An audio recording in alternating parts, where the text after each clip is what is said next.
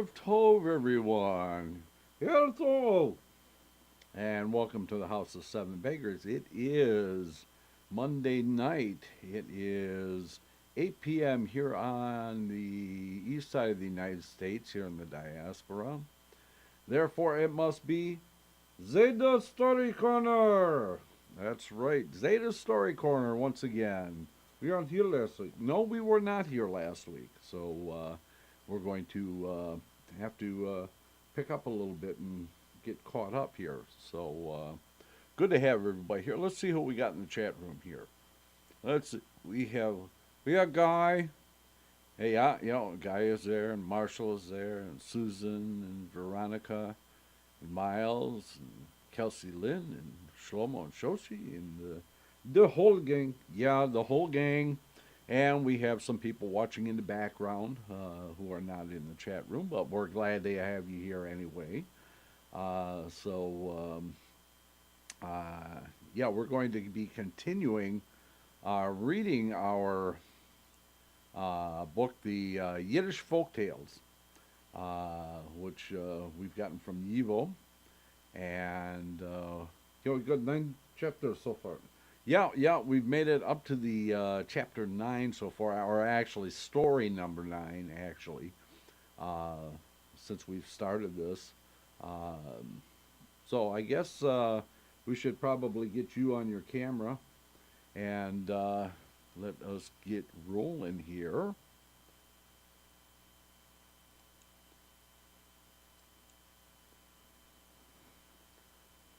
Okay, there I am. Okay. We are good now. Okay, maybe adjust just a little. There we go. Oh, that looks a lot better.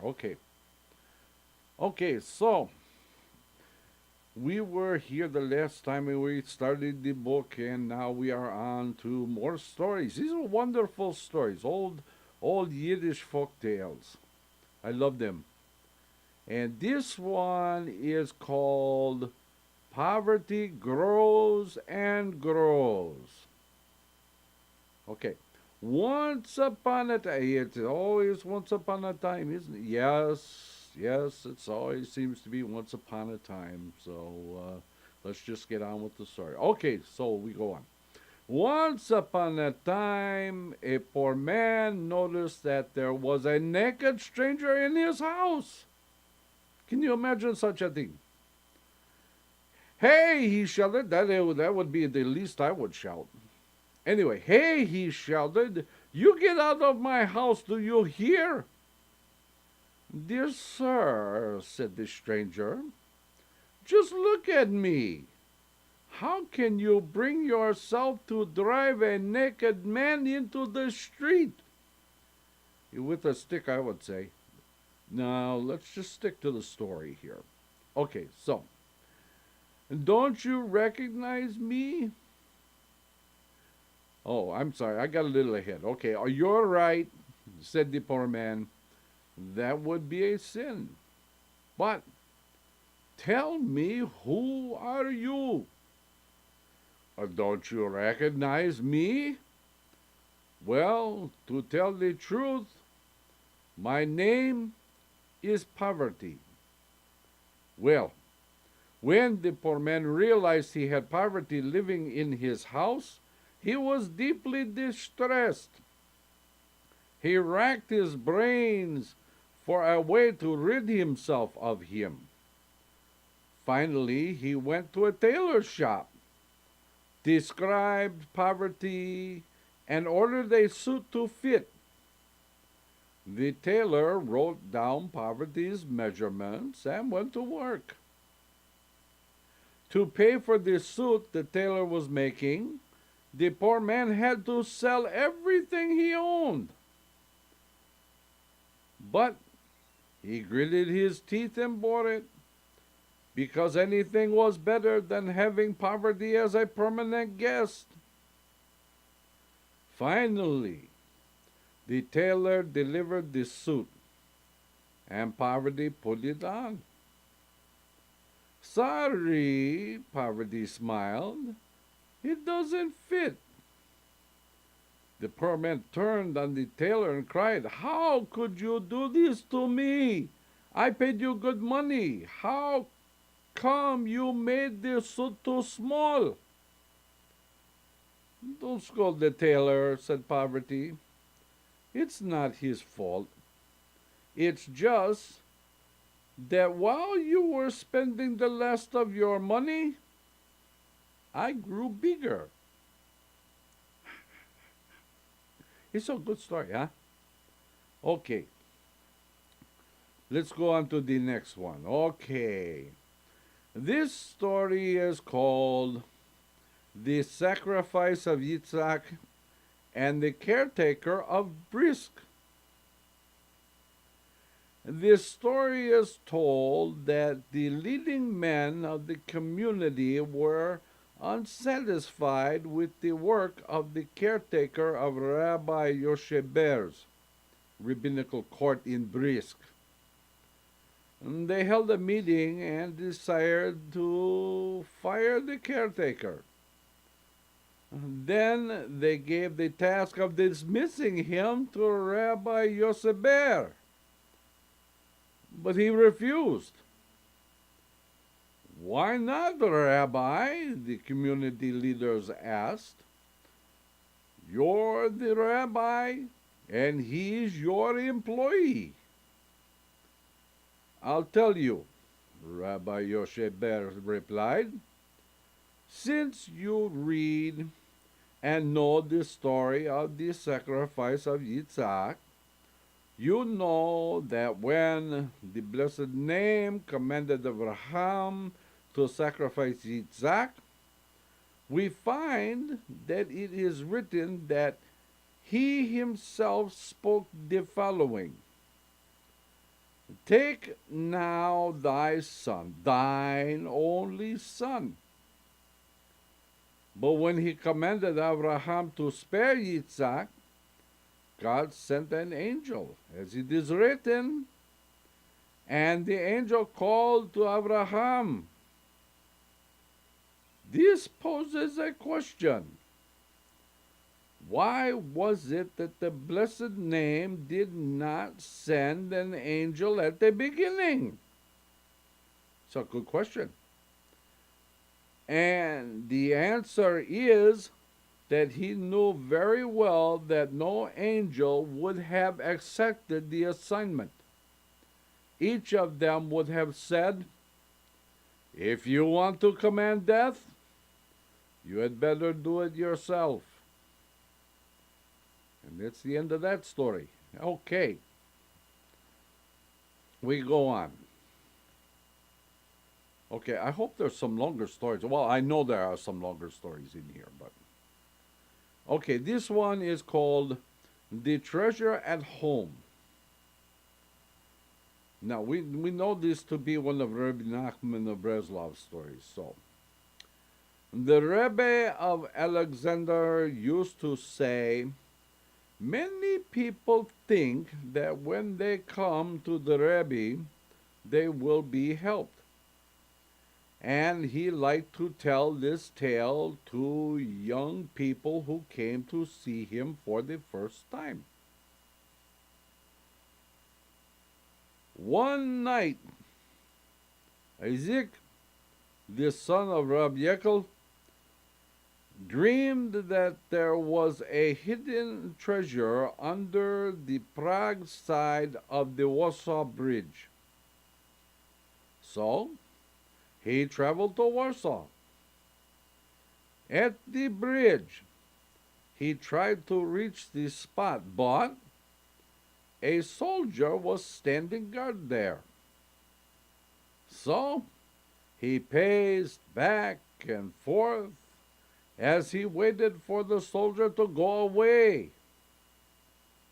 The soldier, meanwhile, became aware of someone on the bridge.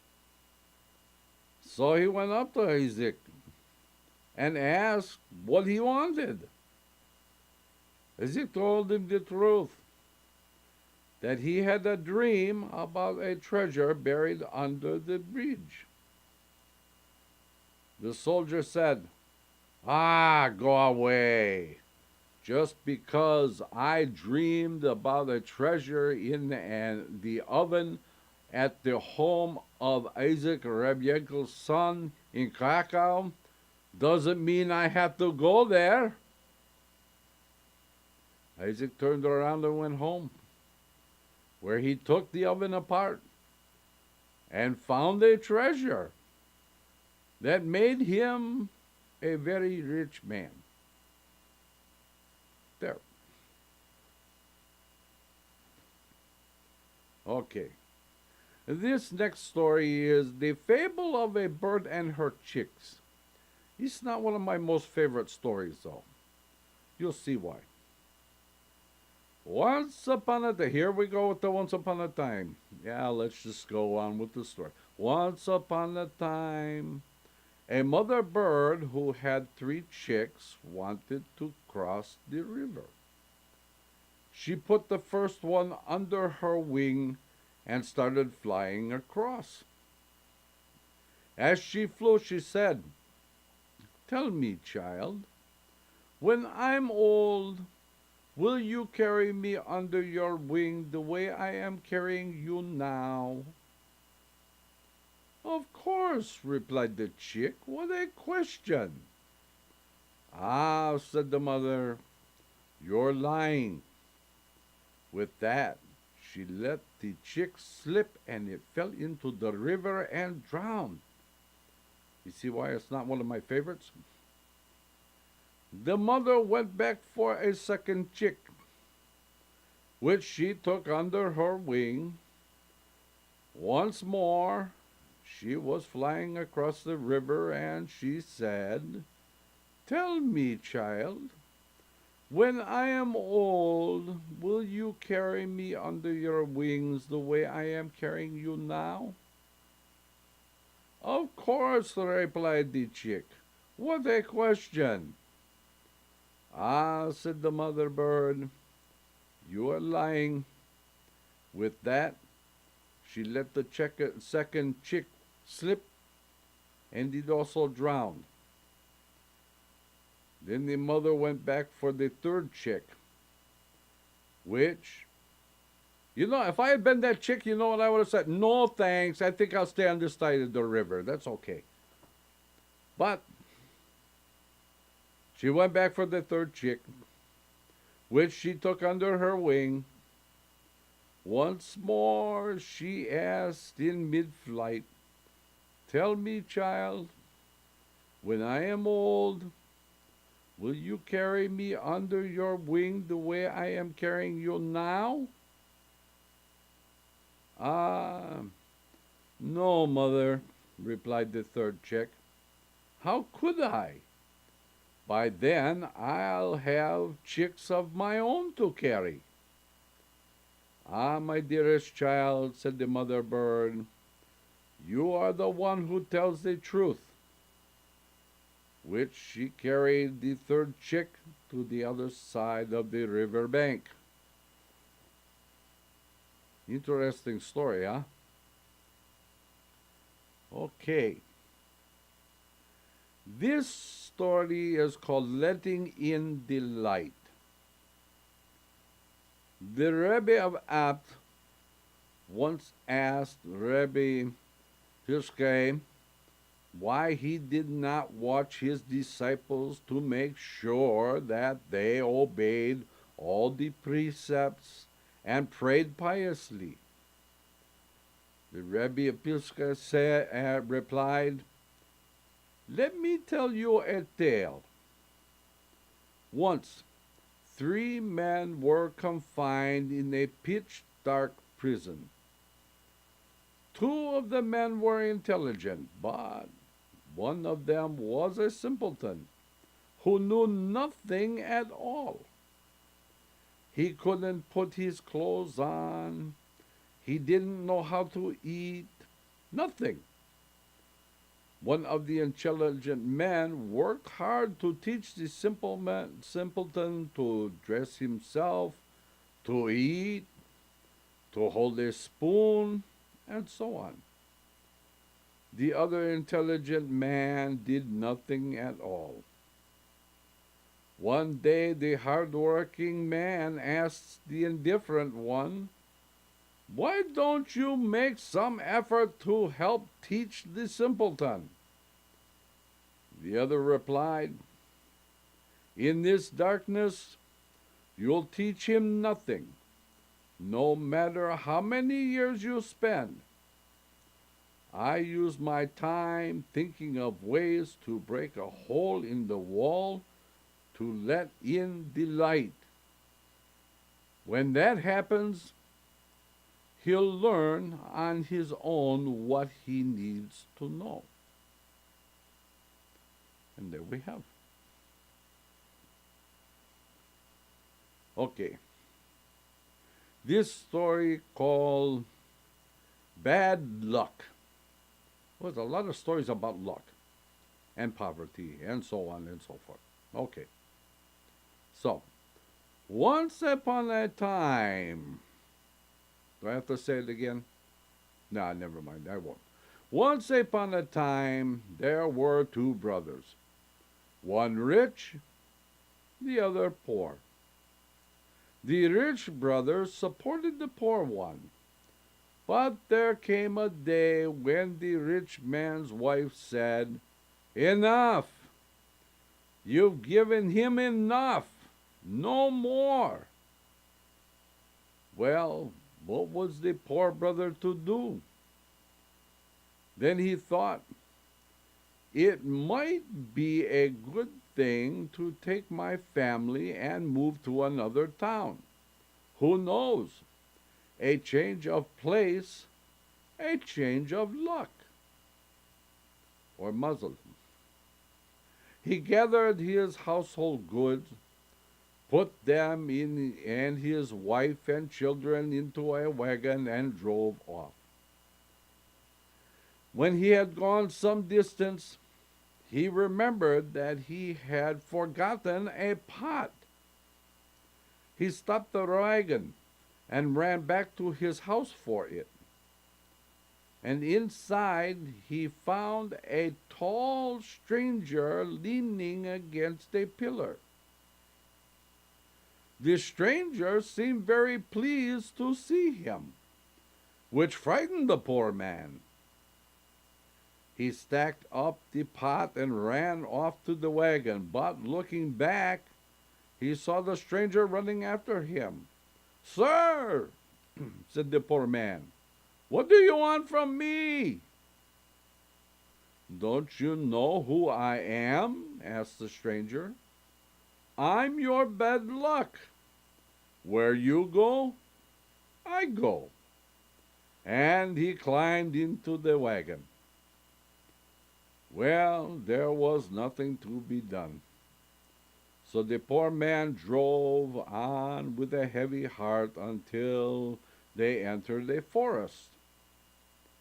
There he had an idea. He took his axe and went up to a huge tree and began to chop away. He swung the axe so hard that it stuck deep in the wood and would not budge.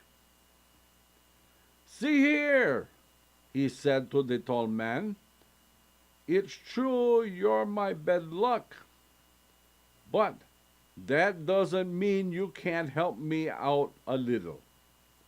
Put your fingers into the crack so I can get my axe out and we can go on our way." And that's what the tall man did. He put both his hands into the crack, and the poor man pulled out his axe and left, the tall man standing there with his hands caught. The poor man and his wife and children drove off until they came to a city. There he went into business and, with God's help, prospered and became rich and happy. When the rich brother heard the news that his poor brother was now rich, he thought, "Let's see if I can find out what changed his luck." So he set off on the same road his brother had taken and came to the place where the tall man was standing with his fingers still caught in the tree. And the tall stranger wept and pleaded, "Please, please help me." "How can I help you?" the rich brother asked. "What do you want me to do?" The tall man told him the whole story. "I'm your brother's bad luck, and he's run away from me. I beg you, get an axe and drive it into the crack of the tree so I can get my fingers out." "If I do, will you go back to my brother?" asked the rich man. "Of course," said the tall man. When the rich man drove the axe into the crack, the tall man pulled out his hands. Then he leapt and danced for joy and kissed the rich man. "What a good fellow," he said.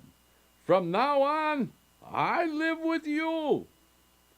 You're so rich that I'll be taken care of. And it was always a hard life with your brother." And that's what happened. The poor brother was rich, and the rich brother was poor. Okay, we are now on to part 2.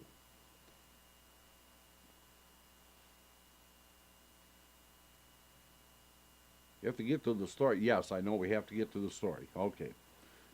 So, this story is a nonsense tale.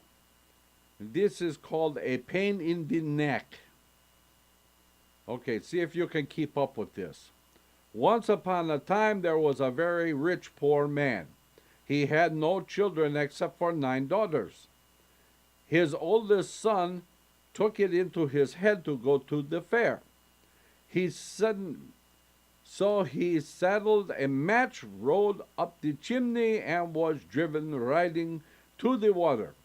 2 sieves, one with a bottom and other without, were floating in the water. He sat down between them and floated. Suddenly heard someone shout that the synagogue was on fire. So he ran to rescue the bathhouse. But just then he remembered that he hadn't yet eaten. So he went to buy something to eat. Someone said, "You're going to eat? Today is such an important fast day. The Russians are beating each other." He went on and was told, "You're going to eat today? On such a holiday? Your wife has given birth to a boy." He remembered that he didn't have any diapers. So he rode to the forest for twigs, but his hands got stuck, so he ran to fetch an axe.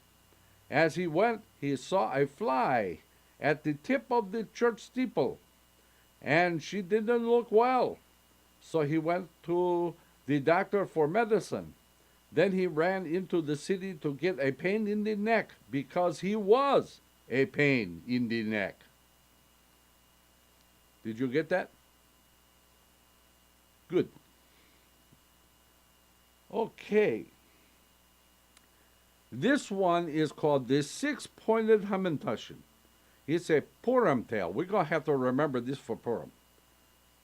One day, an imp of Ashmodi who lived in a village ran into a dense forest. There the trees were a mile apart from each other. He went up to the first tree, where he saw a parrot.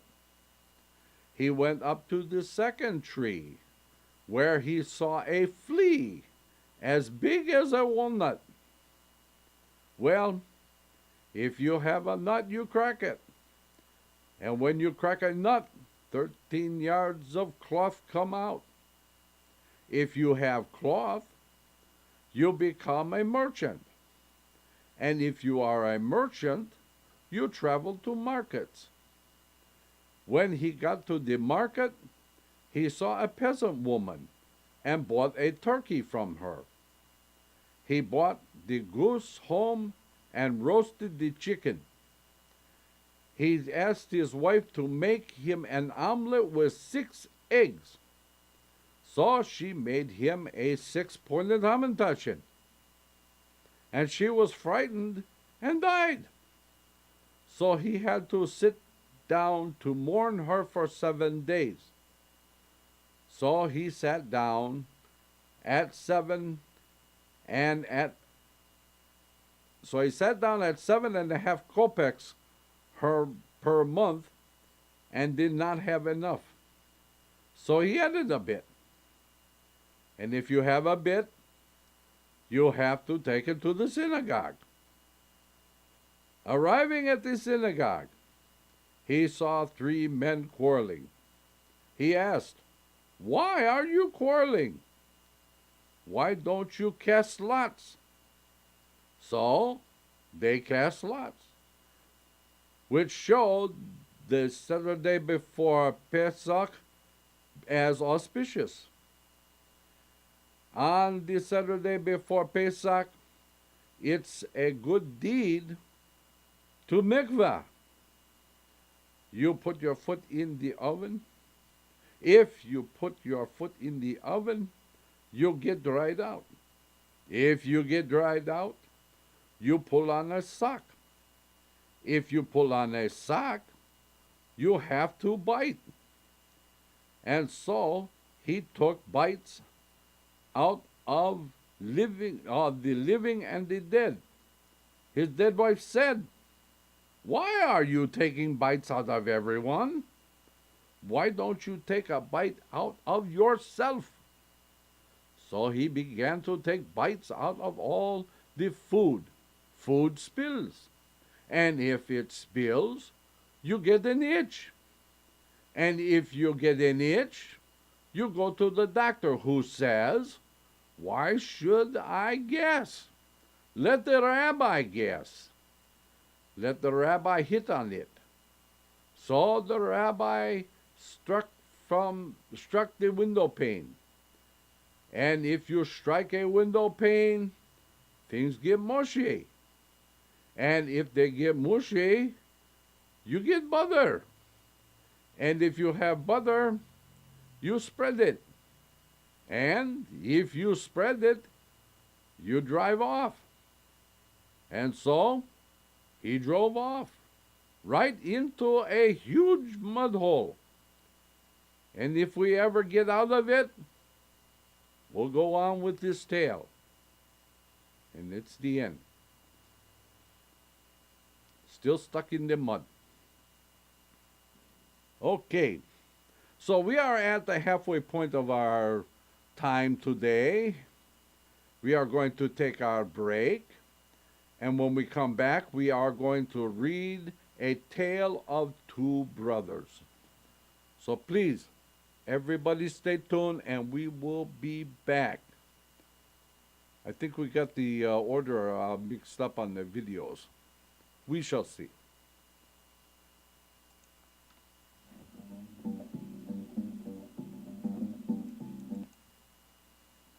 Let's all go to the lobby. Let's all go to the lobby. Let's all go to the lobby to get ourselves a treat. Delicious things to eat. The popcorn can't be beat. The sparkling drinks are just dandy. The chocolate bars and the candy. So let's all go to the lobby to get ourselves a treat. Let's all go to the lobby to get ourselves a treat. It's intermission time, folks, so hurry, hurry, hurry. Step right over to our refreshment center for the most extravagant array of refreshment goodies ever assembled under one roof. Enjoy breathtaking, mouth-watering goodies, everything from a snack to a delicious full meal. At our refreshment center, you'll find a large variety of goodies to satisfy your hunger, your thirst, or your sweet tooth. So hurry, hurry, hurry. Visit our refreshment center now. The show starts in 5 minutes.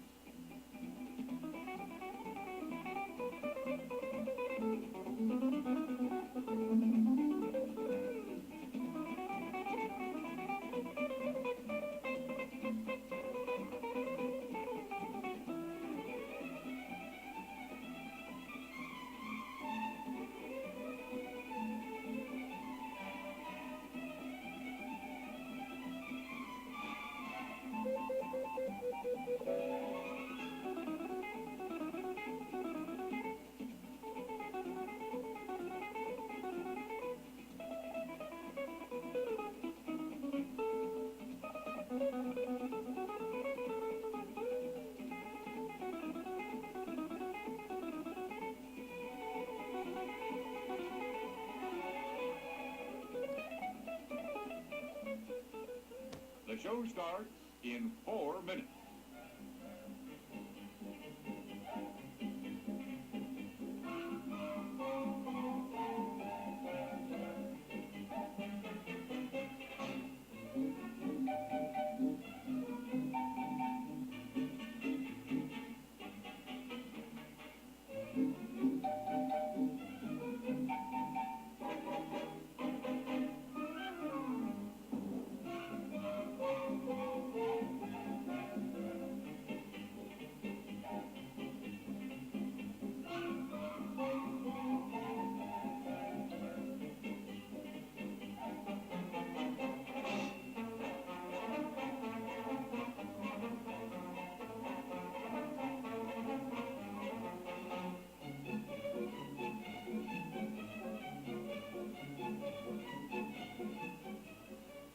The show starts in 3 minutes.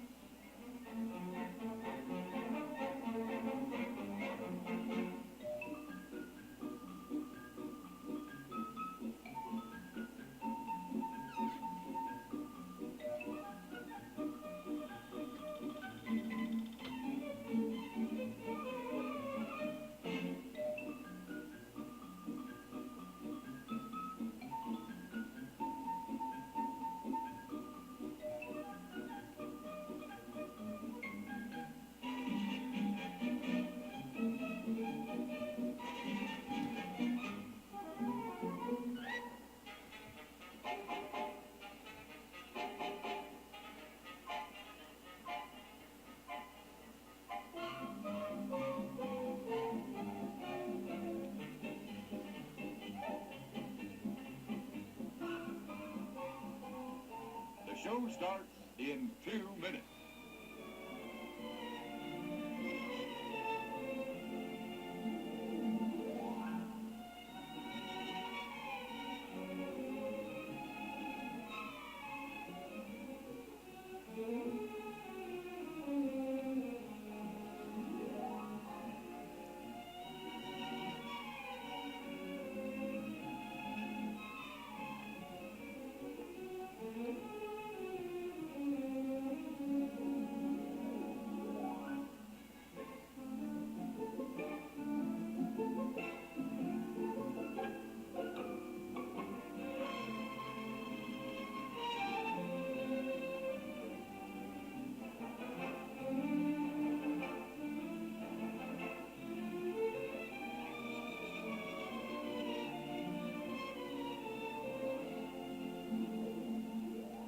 The show starts in 1 minute.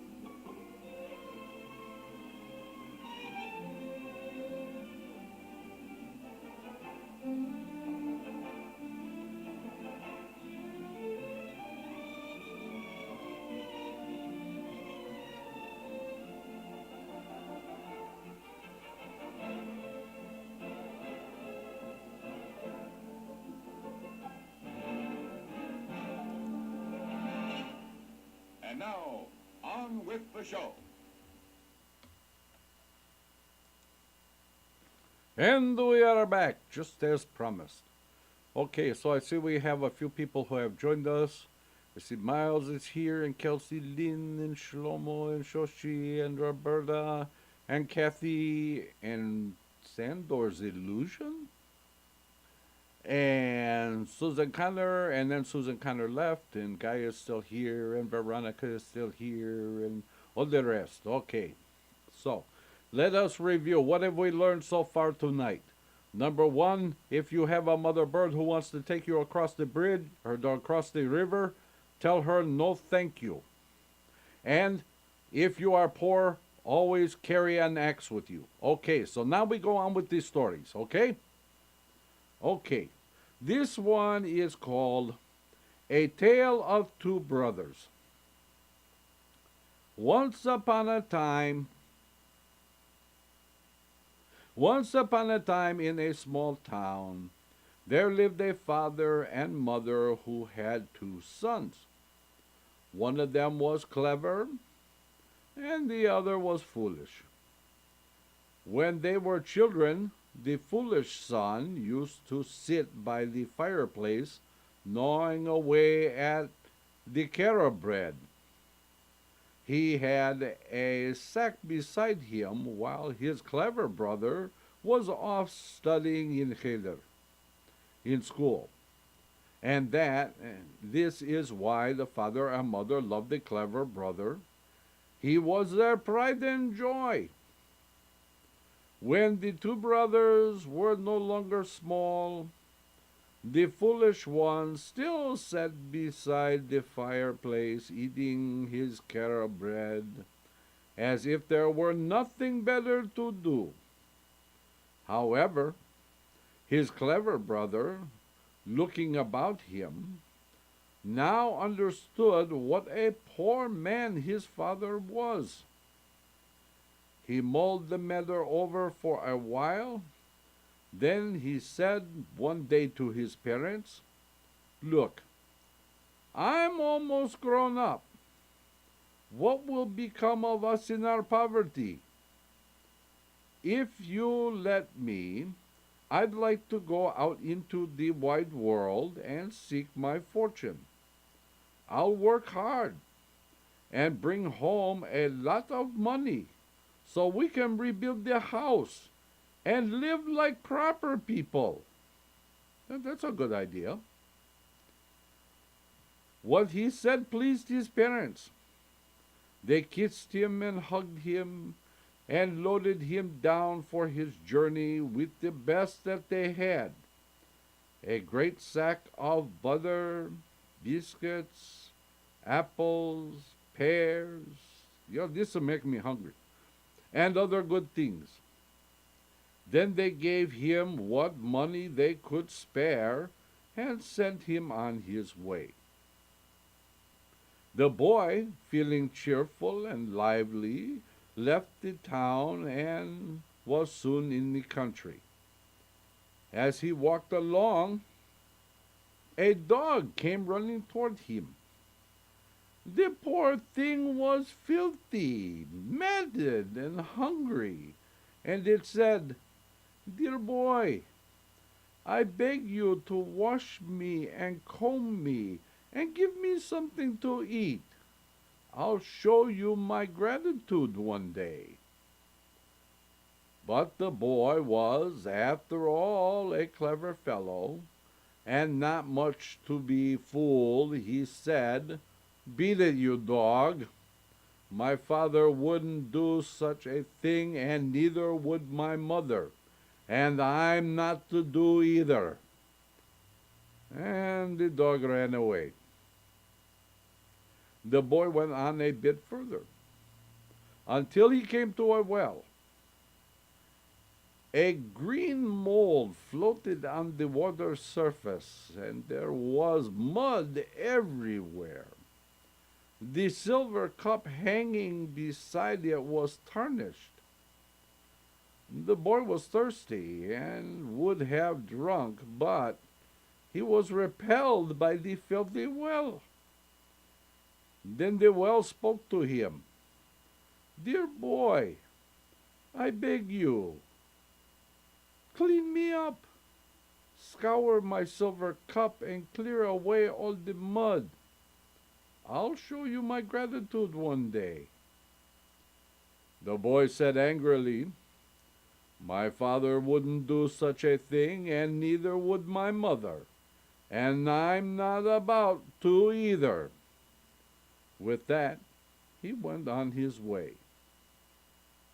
A little further on, he came to a pear tree, whose branches were dry and whose leaves were withered, and the earth all around it was hard and parched. And the tree said, "Dear boy, I beg you, trim my branches, turn over the earth around my roots, and give me some water. I'll show you my gratitude one day." The boy said, "My father wouldn't do such a thing, and neither would my mother, and I'm not about to either." And he went on his way. He went on until he came to a city. There he went to an inn and said to the innkeeper, "I want to work for you. I'm not asking for money. I'll leave that to your sense of justice." "Good," said the innkeeper. "Work for me for a year. I'll give you food and drink, and if you prove to be a good worker, I'll reward you." The boy worked for a year, for the innkeeper was pleased with him.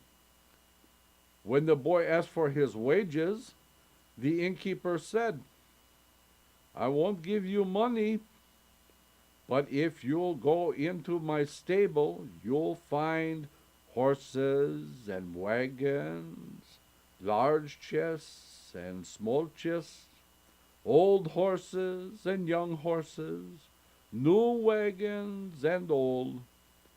Take whatever your heart desires and go home to your parents in good health." The boy bade the innkeeper farewell and went into the stable. Looking around, he was overjoyed at what he saw. Since he was a clever fellow, he rolled up his sleeves and went to work gathering the best of everything, the finest horse, which he fitted with the best saddle, the newest wagon, which he loaded with the finest and largest chests. And then he cracked his whip, and off he went. He was no sooner out of the city than he saw a large pear tree with fine, shapely branches, loaded with golden pears. The sun lit up the tree. It was a lovely sight. The boy got off his wagon and ran to it. He pulled down a branch to pluck a pear, but the branch tore itself out of his hand. "Go away, you horrid boy," said the tree. "When I asked you to loosen the soil around my roots, you refused. And now you want to pick my pears? Off with you." Embarrassed, the boy went on his way. A little further, he saw a bright, clean well with gleaming clear water and a silver cup that glowed. What a delight! Being thirsty, the boy thought, "I'll have a drink," and took down the cup. He bent to scoop up some water, but the cup tore itself out of his hands. "Go away, you horrid boy," said the well. "When I begged you to clean me and scour my silver cup, you replied, 'I'm not about to.' And now you want to drink my water? Off with you!" Ashamed again, the boy went back to his wagon and went on his way. When he was near his hometown, he saw a dog running toward him. A lovely, clean dog, a delight to the eye. On his neck he wore a blue ribbon hung with pearls and diamonds. The boy stopped his wagon and called, "Here, dog! Here, dog!" And the animal leapt into the wagon. But when he tried to take the ribbon off the dog's neck, the dog said, "Bow wow! So, you want my diamonds and pearls? But you wouldn't wash or comb me or give me anything to eat? Ah, you'll get nothing from me. And if you make a move toward me, I'll tear you to bits." The dog jumped out of the wagon and ran away. Furious, the boy cracked his whip and drove off toward home. When he got there, it was midnight, and everyone was asleep. The shutters of the house were closed, the gate and the doors were locked. All was silent and dark. But the boy began to pound on the door and at the windows, crying, "Father, mother, get up! Your son is back, bringing all sorts of good things. Spread out your tablecloths, and I'll unpack my chest for you." His parents got up, and oh, what gladness there was! What joy! Their son had returned loaded with all sorts of good things. "Friends and neighbors," they called, "gather round, see what our son has brought." They lit up the house. They spread tablecloths, good friends gathered, and everyone wanted to see what the clever son had brought back with him. The fool, poor boy, came from his place beside the fire and watched the parade of good things. But when daylight came, everyone saw that the fine young horse was now an old mare. The splendid new wagon had turned into a rickety open-sided cart, and the new chests were shabby old boxes. The clever son couldn't understand what happened. Finally he said, "Never mind. Open the chests. They're filled with gold and silver." His parents opened the chest and began to pour out the contents. And what was it they poured? Rats and mice and mud and dung. The house was a mess. The mother wept. The father scolded the clever boy and beat him. Friends and neighbors laughed and went away. The clever son just stood there, dismayed. Then the foolish son gave himself a shake and said, "Don't beat him. Don't scold him. It's not his fault. Let me go out into the wide world and seek my fortune." His father laughed. "Just see how well our clever son has fared, and now our fool wants to try his luck." But the fool insisted on going. "Well," said his mother, "let him try." They gave him a sack full of dry biscuits, a flask of water, and a few kopecks, and off he went. As he was going along, he met a dog, bedraggled and hungry. The dog licked his hand and said, "Dear boy, I beg you, comb my hair, give me something to eat, and let me have a little water. I'll show you my gratitude one day." The fool untied his sack, fed the dog some of his biscuits, let him drink from his flask.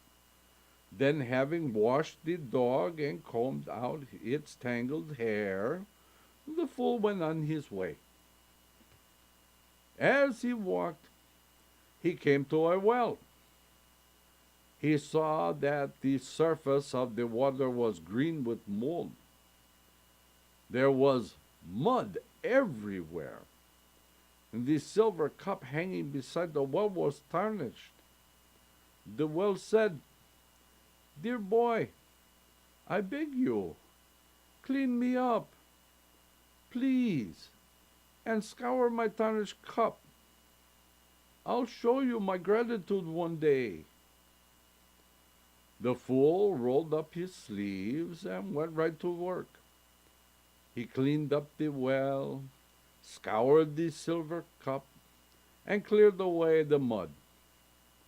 Then he resumed his journey. As he went along, he saw a tree with withered branches.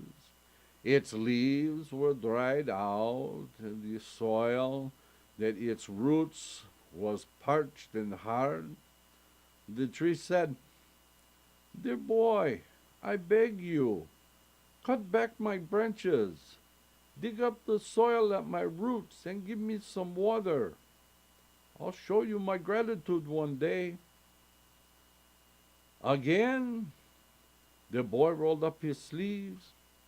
He cut back the branches properly, loosened the soil at the roots, and gave the tree some water. And then he went on his way. He walked on and on until he arrived at a city, the same one his brother had come to. He took service for a year with the same innkeeper, and when his year was up, he asked for his wages. The innkeeper said, "I won't give you money, but if you'll go into my stable, you'll find horses and wagons, large chests and small chests, old horses and young, new wagons and old wagons. Take whatever your heart desires, and go back to your home in good health."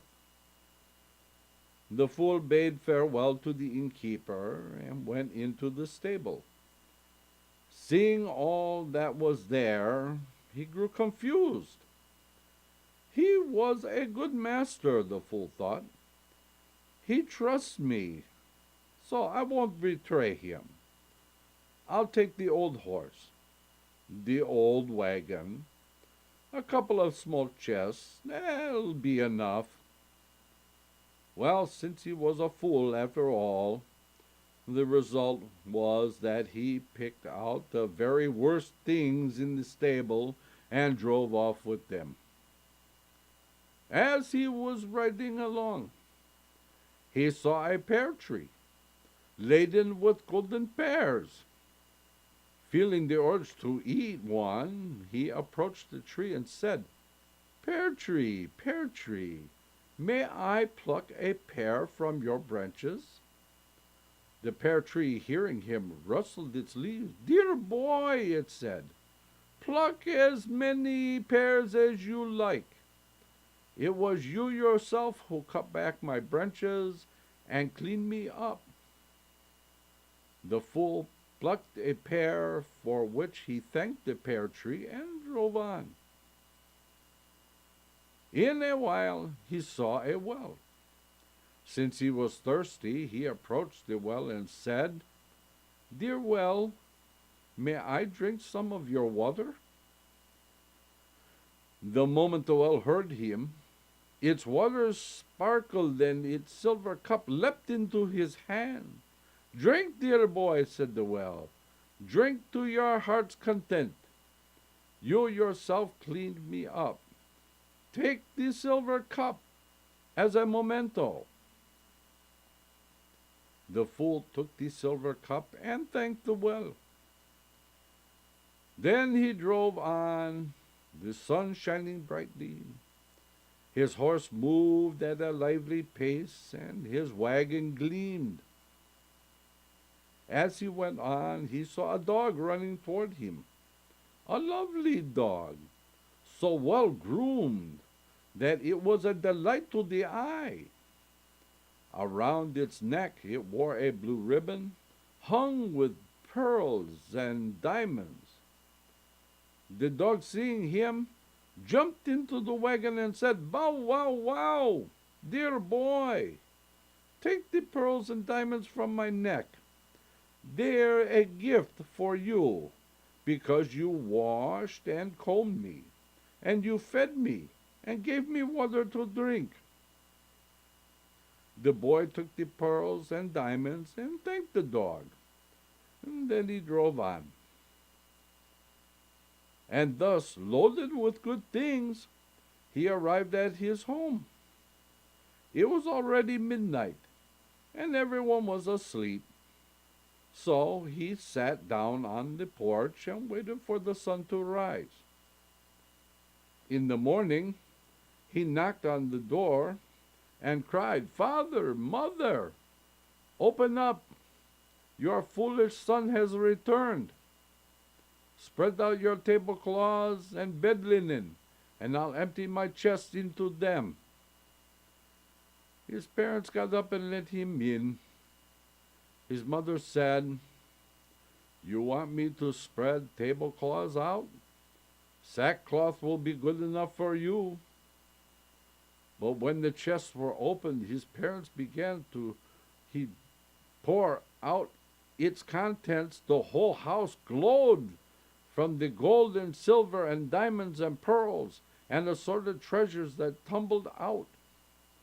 His mother hugged him and kissed him, and his father cried, "Now, which of my sons is the fool, and which one is the clever one?" With that, he began to beat the clever son. But the fool restored peace, and the family was happy at last. And then there's a little poem that goes after this. It says, "They lead a happy life, drink honey by the cup. We lick ours from a knife and lick each droplet up." So there you go. Okay, so we are at the end of our time today. I hope you enjoyed the stories. I hope you, I see Donald has joined us. Oh, hi, Donald. So I hope you will return to be with me next week, and we will read some more of these wonderful stories. Until the next time we meet, my dear friends, we will say, Lila Tov.